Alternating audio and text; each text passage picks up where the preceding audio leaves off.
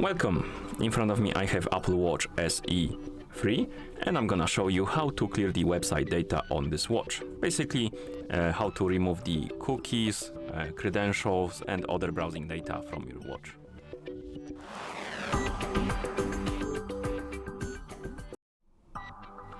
First we need to open the menu. To do it, press the Chrome button to wake up the screen and then press it again to open the menu. Now find the settings icon and tap on it, of course. And in settings, you should see this page, the main page of settings. Now scroll through it and look for the general, and tap on it. And here look for the option called website data. And once you find it, tap on it. And now we can tap on clear website data button.